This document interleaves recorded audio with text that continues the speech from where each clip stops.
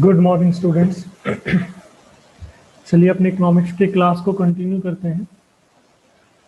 Last class में जहां हमने टॉपिक एंड किया था उसके बाद हमारा अगला टॉपिक आता है industrial sector on the eve of independence. यानी कि इससे पहले हम agriculture sector on the eve of independence पढ़ चुके हैं। आज हमें देखना है कि इंडस्ट्रियल सेक्टर की स्थिति कैसी थी। तो जैसा कि हमने देखा एग्रीकल्चर सेक्टर की स्थिति कैसी थी, अगर हम दो वर्ड्स में या एक लाइन में डिफाइन करना चाहे तो हम बताते हैं कि agriculture sector was backward and stagnant. इसी तरीके से इंडस्ट्रियल सेक्टर की अगर हम बात करें कि कैसी स्थिति थी तो उसको एक वर्ड ही डिफाइन कर देता है, वो वर्ड है systematic deindustrialization. Systematic deindustrialization इसका मतलब क्या है? तो देखो, पहले तो यहाँ पे वर्ड है इंडस्ट्रियलाइजेशन। तो आप सबको इंडस्ट्रियलाइजेशन का मतलब पता होगा, एक ऐसा प्रोसेस जिसमें ज्यादा से ज्यादा इंडस्ट्रीज को शुरू करने की कोशिश की जाती है। यानी इंडस्ट्रियलाइजेशन का मतलब कि भाई देश में ज्यादा से ज्यादा इंडस्ट्रीज हो ताकि देश की जीडीपी बढ़ सके। डी इंडस्ट्रियलाइजेशन उसका विपरीत होता है, उसका अपोजिट होता है। यानी कि जितनी भी इंडस्ट्रीज काम कर रही है उनको भी खत्म कर देना, उनको डिस्ट्रॉय कर देना, उनको एंड कर देना, वो डी इंडस्ट्रियलाइजेशन होता है। तो ब्रिटिशर्स ने क्या किया कि इंडिया में जो इंडस्ट्रीज थी उनको खत्म कर दिया, डी इंडस्ट्रियलाइजेशन कर दिया।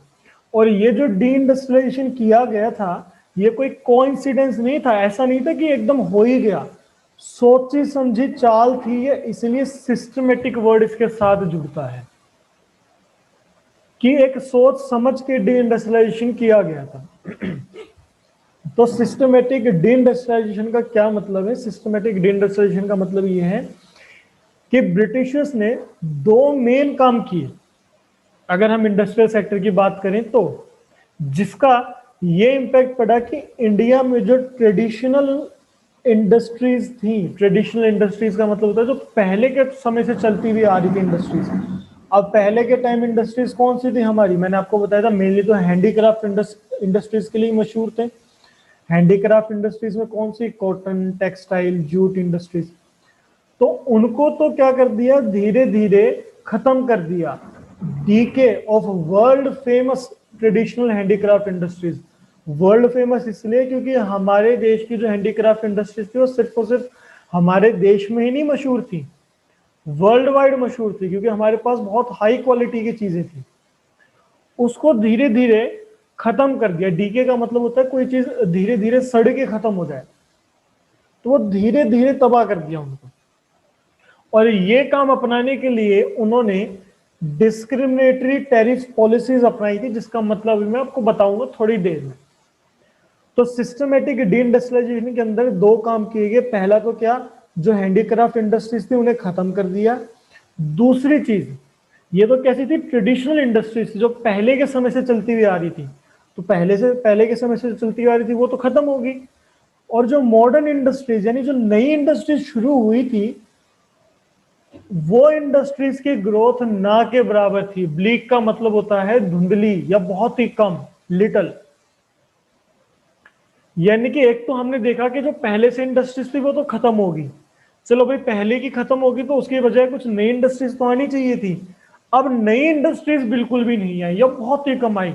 उस टाइम पे इंडिया में इंडस्ट्रीज के नाम पे एक दो ही इंडस्ट्रीज थी, जैसे कि टाटा एंड आयरन इंडस्ट्री है, Tata iron and steel industry है, टिस्को के नाम से जो जाना जाता है। अब वो क्यों था? जैसे हमने देखा कि हैंडीक्राफ्ट इंडस्ट्रीज तो इसलिए खत्म हो गई क्योंकि ब्रिटिशर्स ने डिस्क्रिमिनेटरी टैरिफ पॉलिसी अपनाई थी। इसका मतलब भी मैं बताऊंगा आपको। मॉडर्न इंडस्ट्रीज की ग्रोथ इसलिए नहीं थी क्योंकि लोगों के पास पैसा ही नहीं था इन्वेस्टमेंट करने के लिए। क्योंकि देखो, हम बात कर रहे हैं on the eve of independence की। जब देश आजाद हुआ था, ब्रिटिशर्स जब हमारे देश को छोड़ के गए थे तो बहुत ही गरीबी में छोड़ के गए थे, बहुत बुरी हालत में छोड़ के गए थे। तो कुछ गिने चुने लोगों को छोड़ के, लोगों के पास अपने जीवन गुजर करने के पैसे नहीं थे, इन्वेस्टमेंट तो दूर की बात है। तो लोगों के पास इन्वेस्टमेंट करने के लिए पैसे ही नहीं थे, तो इंडस्ट्रीज ओपन कौन करता? तो मेन दो काम हुए सिस्टमेटिक डिइंडस्ट्रियलाइजेशन में। एक तो ट्रेडिशनल इंडस्ट्रीज खत्म कर दी गई और मॉडर्न इंडस्ट्रीज की क्या थी, ब्लीक ग्रोथ थी। ये तो हो गया सिस्टमेटिक डिइंडस्ट्रियलाइजेशन का क्या मतलब है और इसके अंडर क्या क्या काम हुए। इन्हीं को हम डिटेल में भी देखेंगे, जैसे यहाँ बता रखा है डीके ऑफ हैंडीक्राफ्ट्स क्यों कम हुए, मेन रीजंस क्या है इसके, ब्लीक ग्रोथ क्यों हुई, क्या मेन रीजंस है। लेकिन अगर आपसे क्वेश्चन पूछ ले और पूछ के ले, लगभग हर साल पूछा ही जाता है कि जो ये सिस्टमेटिक डिइंडस्ट्रियलाइजेशन किया गया अंग्रेजों के द्वारा, इसका मेन मकसद क्या था, मेन ऑब्जेक्टिव क्या था। अब तो हम देख रहे हैं कि इसमें हुआ क्या क्या, और फिर हम देखेंगे उसके कारण क्या क्या थे, होने के कारण क्या क्या थे। लेकिन अब मैं आपको बता रहा हूं what were the main objectives of systematic deindustrialization. बहुत इंपॉर्टेंट क्वेश्चन है, बेशक इस पे स्टार बना लो। ये आपके बुक में शायद नेक्स्ट पेज पे गिवन है, ये जो साइड में बॉक्स गिवन है, twofold motive behind the systematic deindustrialization during the British rule. Twofold motive इसलिए क्योंकि इसको करने के दो ही मकसद थे ब्रिटिशर्स के। तो या तो सिर्फ इतना पूछ ले कि ऑब्जेक्टिव बता दो, मोटिव बता दो, या टू फोल्ड मोटिव आ जाए। तो दो मकसद थे भाई। उन्होंने क्यों ऐसा किया कि इंडिया की जो ट्रेडिशनल इंडस्ट्रीज थी उन्हें खत्म कर दें, और जो नई इंडस्ट्रीज थी उनकी बहुत ही ना के बराबर ग्रोथ थी। तो इसका कारण वही है जो कारण मैंने आपको इस चैप्टर के शुरू में बताया था कि कॉलोनियल गवर्नमेंट का मेन ऑब्जेक्टिव क्या था यहाँ राज करने के पीछे, to turn the Indian economy into a feeder economy. Feeder economy मैंने आपको दो काम बताए थे। एक काम तो ये कि इंडिया से कच्चा माल लेके जाएं, उसकी मदद से फिनिश गुड्स तैयार करके दोबारा इंडिया में ही बेच दे। तो वही दो मेन ऑब्जेक्टिव यहाँ थे। पहला कि इंडिया के पास जो रॉ मटेरियल की संपत्ति थी, वेल्थ ऑफ रॉ मटेरियल, जैसे कि कॉटन और जूट बहुत हाई क्वालिटी के होते थे, उनको इंडिया से इंपोर्ट करके ब्रिटेन में ले जाए बहुत ही आसानी से। वो इसलिए क्योंकि मैंने आपको पिछली क्लास में भी बताया था कि इंडिया पे अंग्रेजों का राज और इंग्लैंड में इंडस्ट्रियल रेवोल्यूशन ये साथ में आए थे। यानी कि उस टाइम पे इंडस्ट्रीज ओपन हो रही थी ब्रिटेन में, टेक्सटाइल इंडस्ट्रीज, और उन इंडस्ट्रीज को कच्चा माल चाहिए था प्रोडक्शन करने के लिए। तो उस कच्चे माल की नीड को इंडिया से पूरा किया जा रहा था। तो पहला काम तो था इंडिया से रॉ मटेरियल ब्रिटेन तक कम रेट पे इंपोर्ट किया जाए। दूसरा, जो ब्रिटेन में सामान तैयार हुआ है, जो इंडस्ट्रियल प्रोडक्ट्स तैयार हुए हैं, उसे इंडिया की ही मार्केट में आके बेच दे। वो इंडिया को एज अ पोटेंशियल मार्केट भी देख रहे थे। पोटेंशियल मार्केट मतलब एक ऐसी मार्केट जहां सामान बेचा जा सकता है, क्योंकि इंडिया की पॉपुलेशन भी ज्यादा थी। और दूसरी चीज, क्योंकि इंडिया में जब इंडस्ट्रीज खत्म ही होगी, ट्रेडिशनल इंडस्ट्रीज, तो लोगों के पास सामान खरीदने का ऑप्शन ही नहीं था। जब भाई देश में सामान तैयार नहीं हो रहा और लोगों को सामान खरीदना ही है, तो कहां से खरीदेंगे। तो ब्रिटिश क्या करते थे, अपना सामान तैयार करके इंडिया में लाके बेचते थे। तो दोहरा नुकसान पहुंचा रहे थे। ठीक है। अब इस ये जो दो ऑब्जेक्टिव थे, इनसे क्या फर्क पड़ा। फर्क ये पड़ा कि इंडिया की तो हैंडीक्राफ्ट इंडस्ट्री खत्म हो गई, और दूसरी चीज ब्रिटेन में जो इंडस्ट्रियलाइजेशन थी उसको एक मोटिवेशन मिल गई, उसको ग्रोथ मिल गई। तो ये टू फोल्ड मोटिव बहुत इंपॉर्टेंट है, कई बार पूछा गया है ये क्वेश्चन।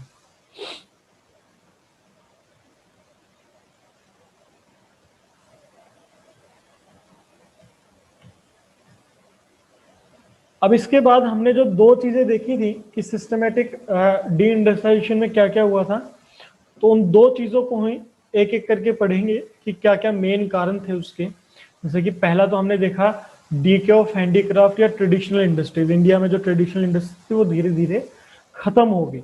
उससे पहले इंडिया की हैंडीक्राफ्ट इंडस्ट्रीज जो हैं वो वर्ल्ड वाइड फेमस थी उसकी क्वालिटी के लिए। तो बहुत से कारण थे, सबसे बड़ा कारण तो था डिस्क्रिमिनेटरी टैरिफ पॉलिसी। उसके अलावा भी बहुत से कारण थे, तो वो हम देखेंगे। तो अब मैं जो आपको ये टॉपिक करवा रहा हूं, ये टॉपिक है आपके causes of decay in traditional industries. यह है causes of decay in traditional industries. तो टॉपिक साथ के साथ आप समझ के चलो कि हम क्या पढ़ रहे हैं, ताकि आपसे क्वेश्चन में पूछे तो आप बता सको अच्छे से। यह है कॉजेज ऑफ डीके। पहला पॉइंट है discriminatory tariff policy of the state. Tariff का मतलब होता है टैक्स, टैरिफ का मतलब टैक्स होता है। डिस्क्रिमिनेटरी का मतलब आपको पता है पक्षपात भरी, यानी किसी के साथ तो कैसा ही व्यवहार करते हैं, किसी और के साथ कुछ और व्यवहार किया जाता है, उसे कहा जाता है discriminatory. Of the state, state का मतलब सरकार, गवर्नमेंट, और उस टाइम पे कौन सी गवर्नमेंट थी? ब्रिटिश गवर्नमेंट थी। तो सरकार ने जो टैक्स पॉलिसी अपनाई वो पक्षपात भरी टैक्स पॉलिसी थी, डिस्क्रिमिनेटरी थी। अब मकसद क्या था इनका? मकसद ये था कि इंडिया से जितना भी कच्चा माल है वो उसका फायदा सिर्फ और सिर्फ ब्रिटिशर्स को मिले, यानी कच्चा माल सिर्फ और सिर्फ ब्रिटेन तक ही पहुंचे, बाकी कोई कंट्री वाले उस कच्चे माल को ना ले जाए।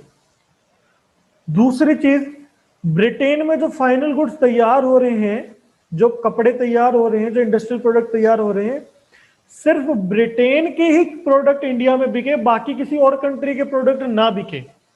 बेसिकली ब्रिटिशर्स ये चाहते थे उन्हें कहीं से भी कंपटीशन फेस ना करना पड़े। तो उसके लिए इन्होंने क्या किया? इन्होंने टैरिफ पॉलिसी ऐसी अपनाई कि अगर तो ब्रिटेन के साथ लेन देन होगा तो उस पर तो कोई भी टैक्स नहीं लगेगा, ना तो इंपोर्ट पे ना एक्सपोर्ट पे। यानी कि अगर इंडिया से कच्चा माल, रॉ मटेरियल ब्रिटेन में एक्सपोर्ट किया जाता है, सिर्फ और सिर्फ ब्रिटेन की बात कर रहा हूं मैं, इंडिया से ब्रिटेन में कच्चा माल जाएगा तो वो टैक्स फ्री, टैरिफ फ्री होगा, उस पर कोई टैक्स नहीं लगेगा। ब्रिटेन से जो फिनिश गुड्स इंडिया में आएंगे, यानी इंडिया वाले अगर इंपोर्ट करेंगे ब्रिटिश गुड्स पे, तो उस पे भी कोई टैक्स नहीं लगेगा। लेकिन इसके साथ अगर इंडिया का रॉ मटेरियल ब्रिटेन के अलावा कोई दूसरी कंट्री, अदर कंट्रीज लेना चाहती हैं तो उस पर टैक्स बहुत ज्यादा लगा दिया, बहुत ज्यादा टैक्स लगा दिया। सिमिलरली कोई दूसरी कंट्री इंडिया में फिनिश्ड प्रोडक्ट बेचना चाहती है, तो भी टैक्स बहुत ज्यादा लगा दिया। देखो कैसा काम किया कि अपने लिए तो फायदा ये देख लिया कि कुछ भी टैक्स नहीं लगाया, और दूसरे कंट्रीज के साथ टैक्स बढ़ा दिया। देखो इसका असर क्या पड़ता है? इसका असर ये पड़ता है, मान लीजिए इंडिया में कोई कच्चा माल है, उसकी कीमत 100 रुपए है, ठीक है। अगर वो कच्चा माल ब्रिटेन वाले खरीदेंगे तो वो 100 रुपए में ही बिकेगा, क्योंकि बीच में कोई भी टैक्स नहीं लगा। लेकिन कोई दूसरी कंट्री खरीदेगी, और टैक्स भी ऐसा नहीं है थोड़ा बहुत लगाते थे, 400% टैक्स, 500% टैक्स, मान लीजिए 400% टैक्स लगा दिया, तो 100 रुपए का तो सामान, उस पर 400 रुपए का टैक्स, तो दूसरे कंट्री वाले को वो 500 रुपए में सामान पड़ेगा। तो भाई जब कोई 100 रुपए की चीज 500 रुपए में पड़ेगी तो कौन खरीदेगा? कोई भी नहीं खरीदेगा। तो उससे फायदा क्या होगा कि सारा का सारा कच्चा माल सिर्फ और सिर्फ ब्रिटिशर्स के लिए बच जाएगा, वही सारा कच्चा माल ले जाएंगे। ऐसे ही फिनिश गुड्स का होता है कि अगर ब्रिटेन से कोई 100 रुपए की शर्ट इंडिया में बेची जा रही थी, तो इंडिया में वो 100 रुपए की मिल रही थी, तो उससे क्या हुआ? इंडिया वाले आसानी से सामान खरीद रहे थे कि भाई चलो सस्ती मिल रही है। वही अगर कोई सामान चाइना से या अमेरिका से खरीदना चाह रहा था, तो वही 100 रुपए की शर्ट 400 की, 500 की पड़ रही थी, तो इतनी महंगी चीज कौन खरीदेगा? तो ये पक्षपात किया था कि इंडिया से ब्रिटेन में raw material tax free, but other countries पे बहुत ज्यादा टैक्स लगा दिए थे। ब्रिटेन से इंडिया में finish goods tax free, but बाकी कंट्रीज में बहुत ज्यादा टैक्स लगा दिए थे। इसका असर यह पड़ा कि हमारा ट्रेड सिर्फ और सिर्फ ब्रिटिशर्स के साथ ही सीमित रह गया, यानी हम फॉरेन ट्रेड जो करते थे, लेन देन करते थे दूसरे कंट्रीज के साथ, वो बस ब्रिटिशर्स के साथ ही सीमित रह गया, बाकी कंट्रीज के साथ ना के बराबर ट्रेड होता था बस। तो ये तो थी पहला, डिस्क्रिमिनेटरी टैरिफ पॉलिसी।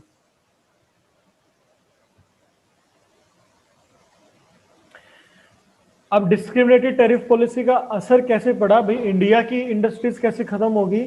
वो इसलिए खत्म होगी क्योंकि जो रॉ मटेरियल थे, अब उनकी डिमांड इंडिया में होने के बजाय ब्रिटेन वाले डिमांड ज्यादा करने लग गए।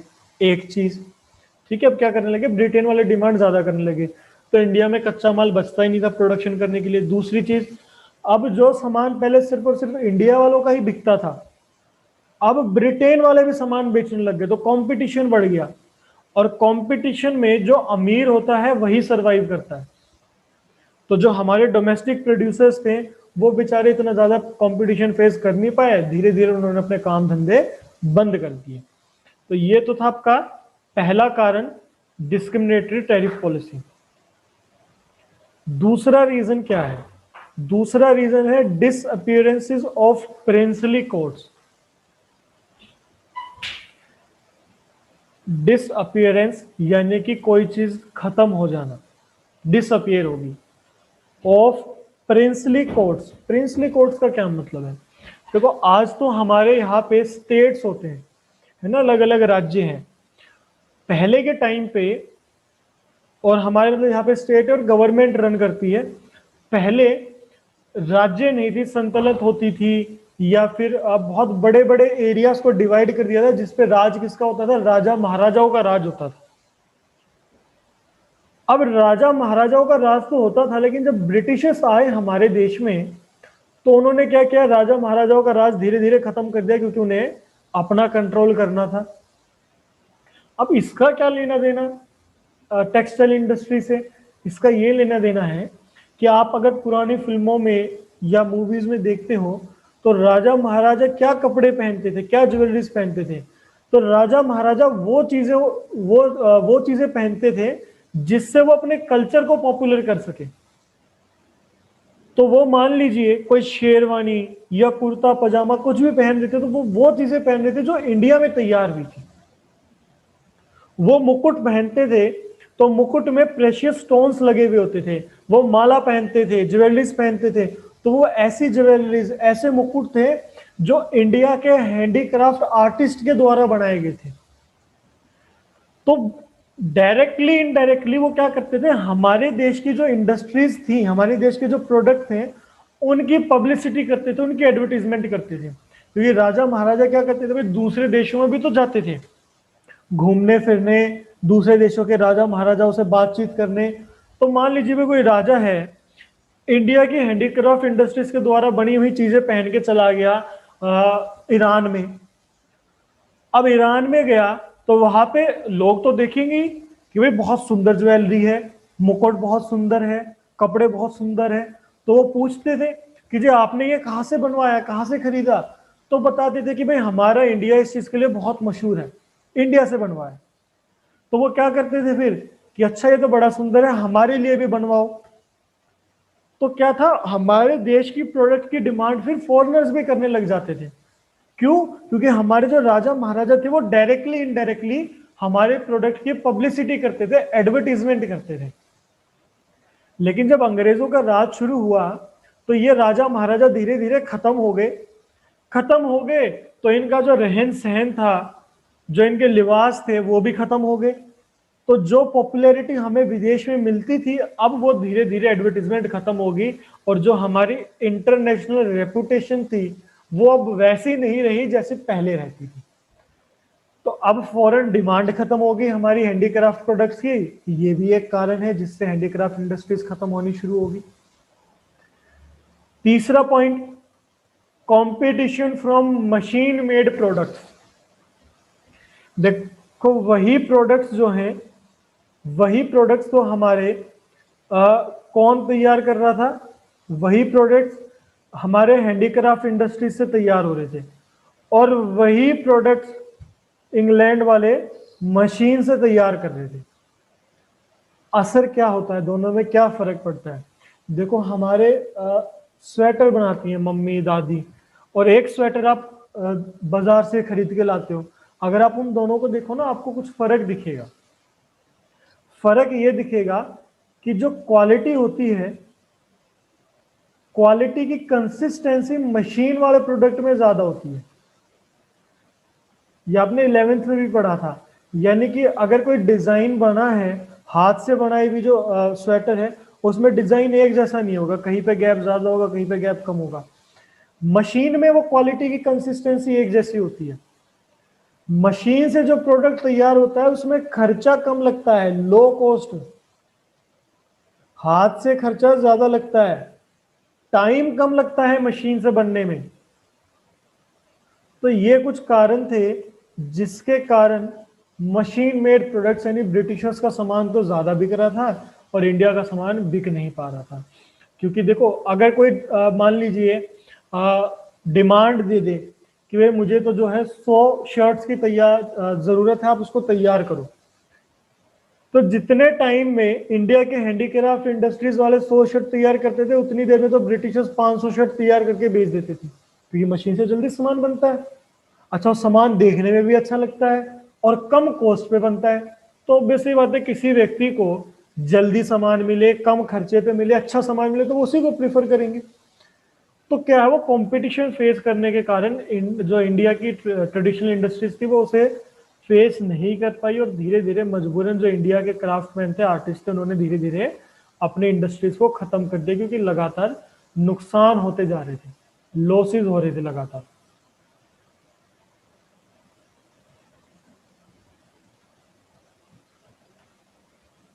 इसके बाद नेक्स्ट पॉइंट है new patterns of demand. British के राज आने के कारण देश में ना एक वेस्टर्नाइजेशन भी आ गया था, वेस्टर्न कल्चर आ गया था। क्योंकि देखो, हम दूसरों को देख के ना बहुत ज्यादा इन्फ्लुएंस होते हैं, है ना। अगर कोई दूसरा आदमी कुछ काम कर रहा है तो हमारे मन में ये आता है हमें भी यही करना है। अगर दूसरे के पास कोई बाइक है, हमारे पास कोई और बाइक है, तो हमारा भी मन करता है यार हमें भी यही बाइक लेनी है। तो क्या था, जब ब्रिटिशर्स आए इंडिया में, तो ऑब्वियस सी बात है वो अपना कल्चर लेके आए। इंडिया में तो जैसे मान लीजिए धोती कुर्ता, कुर्ता पजामा यही पहने जाते थे। अब ब्रिटिशर्स आए तो वो क्या, T shirt pant, shirt pant, coat pant, ये चीजें लेके आए। तो उनको देख के लोगों के मन में ये आया कि हमें भी ये चीजें पहननी है, हमें भी यही लाइफस्टाइल फॉलो करना है। अब वो लाइफस्टाइल या उन चीजों का प्रोडक्शन इंडिया में तो होता नहीं था, क्योंकि इंडिया में तो ट्रेडिशनल इंडस्ट्रीज थी, वही पुराने जैसी चीजें तैयार होती थी। अब उन चीजों का प्रोडक्शन कौन करते थे, ब्रिटिशर्स। तो अपनी वो डिमांड को पूरा करने के लिए ब्रिटिश प्रोडक्ट खरीदने लग गए इंडिया की जो पॉपुलेशन थी। तो इंडिया की जो ट्रेडिशनल इंडस्ट्रीज थी, उनके प्रोडक्ट की डिमांड धीरे धीरे, डोमेस्टिक डिमांड कह रहा हूं मैं, फॉरेन डिमांड तो पहले ही खत्म हो गई थी प्रिंसली कोर्ट्स खत्म होने के बाद, डोमेस्टिक डिमांड भी धीरे धीरे खत्म होगी, क्योंकि अब ब्रिटिश प्रोडक्ट की डिमांड बढ़नी शुरू होगी। तो ये भी एक कारण है। पांचवा कारण है introduction of railway in India.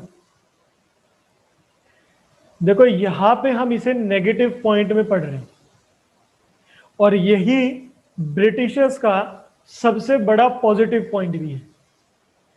अगर कोई आपसे ये पूछ ले कि भाई ब्रिटिशर्स ने क्या कोई अच्छा काम किया है, या सबसे अच्छा काम क्या किया था, ब्रिटिशर्स ने सबसे अच्छा काम किया था रेलवे की शुरुआत की। और यही हम यहाँ पे नेगेटिव पॉइंट में भी पढ़ रहे हैं, और इस चैप्टर के लास्ट में हम इसे पॉजिटिव नेगेटिव दोनों में पढ़ेंगे कि क्या क्या फायदे थे, क्या क्या नुकसान थे। तो फिलहाल तो नुकसान देखते हैं, हमारी ट्रेडिशनल इंडस्ट्रीज पे क्या असर पड़ा इसका। तो ब्रिटिशर्स ने जो रेलवे की शुरुआत की थी, वो मेनली इसलिए की थी ताकि वो अपने प्रोडक्ट के लिए मार्केट को बढ़ा सके। क्योंकि देखो, पहले, आजकल तो क्या, अगर आपको दूसरे देश से सामान मंगवाना है तो आप एरोप्लेन से भी मंगवा सकते हो, आप जहाज से भी, शिप से भी मंगवा सकते हो।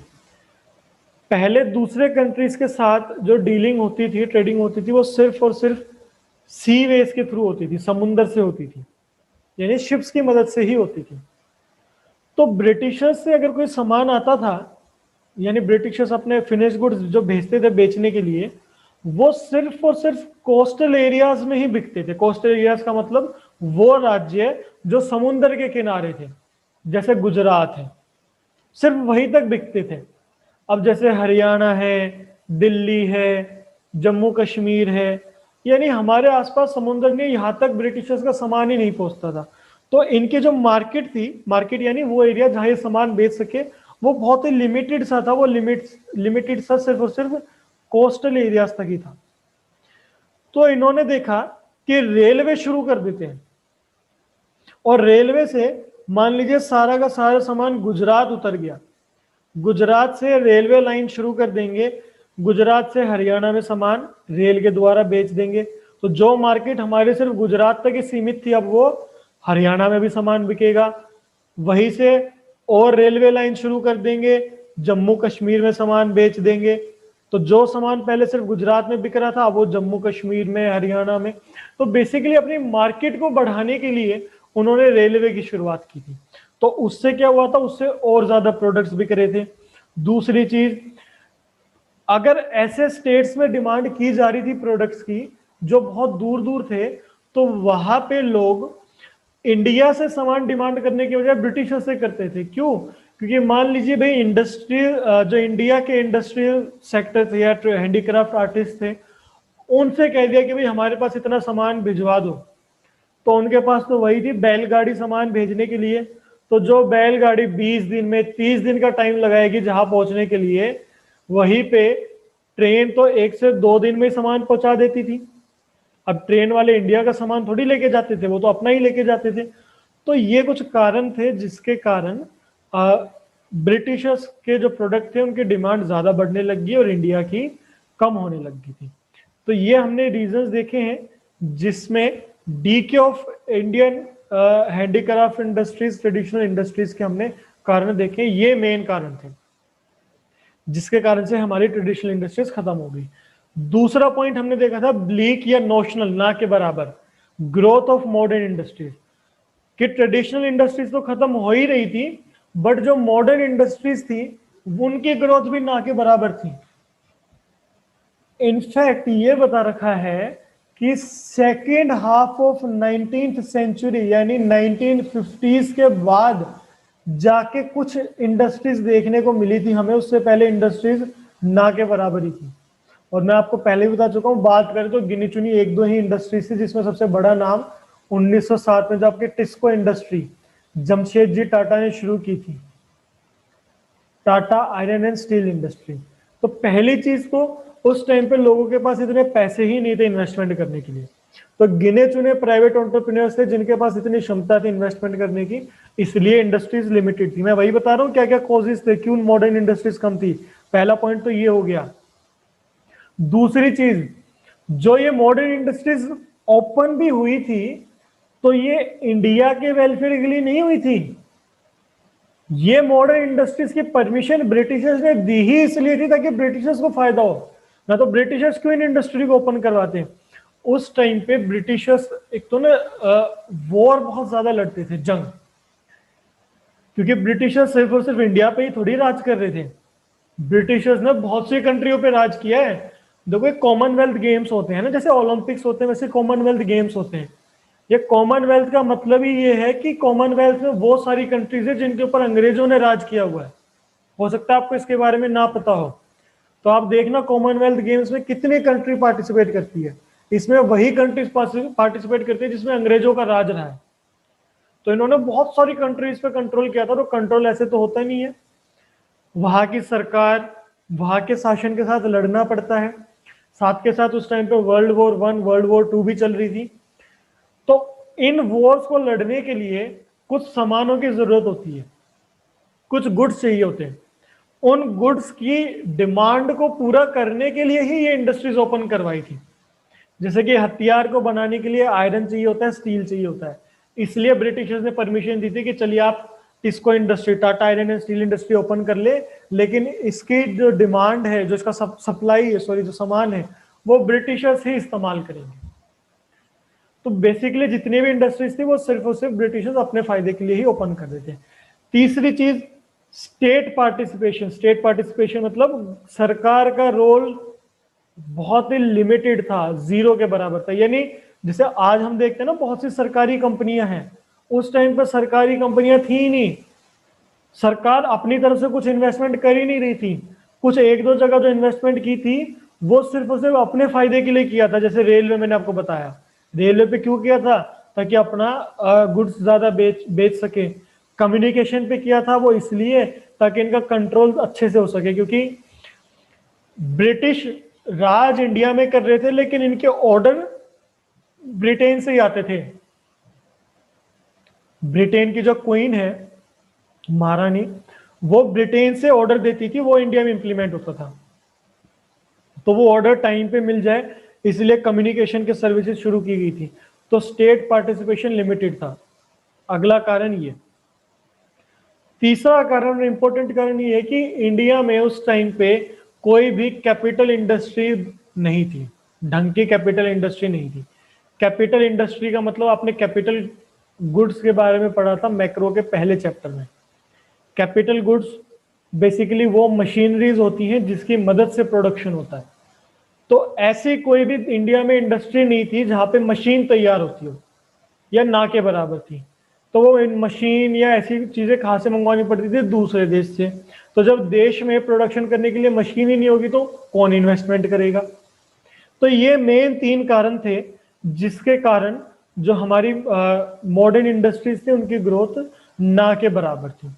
लास्ट में आपका जो हमने 2 पॉइंट देखे हैं इसी का कंक्लूजन इन 4 पॉइंट्स में बता दिया है। 4 पॉइंट्स में कंक्लूजन वही है कि हैंडीक्राफ्ट इंडस्ट्रीज खत्म हो गई थी। मेन रीजन था डिस्क्रिमिनेटरी टैरिफ पॉलिसी का। मॉडर्न इंडस्ट्रीज की ग्रोथ ना के बराबर थी। कैपिटल इंडस्ट्रीज भी ना के बराबर ही थी। ट्रेडिशनल इंडस्ट्रीज धीरे धीरे खत्म हो गई और मॉडर्न इंडस्ट्रीज अब भी इन्फेंट नवजात स्थिति में थी, यानी अभी अभी शुरू ही हुई थी। तो ये था आपका इंडस्ट्रियल सेक्टर से रिलेटेड।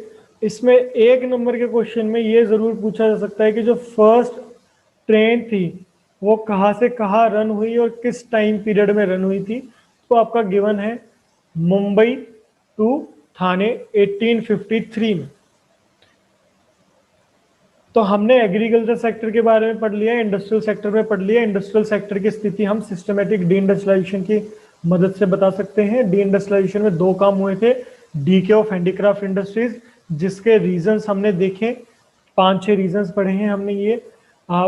फिर दूसरा था ब्लीक या notional growth of modern industry, उसके रीजंस हमने देख लिए। और सबसे इंपॉर्टेंट 2 फोल्ड मोटिव, क्या मकसद था सिस्टमेटिक डी इंडस्ट्रियलाइजेशन का, ये हमने देखा है। तो आज की क्लास के लिए तो हमारा टॉपिक इतना ही था। अब नेक्स्ट क्लास में जब हम मिलेंगे तब हम देखेंगे कि फॉरेन ट्रेड की स्थिति कैसी है। एग्रीकल्चर सेक्टर की देख ली, इंडस्ट्रियल सेक्टर की देख ली, अगले में देखेंगे फॉरेन ट्रेड।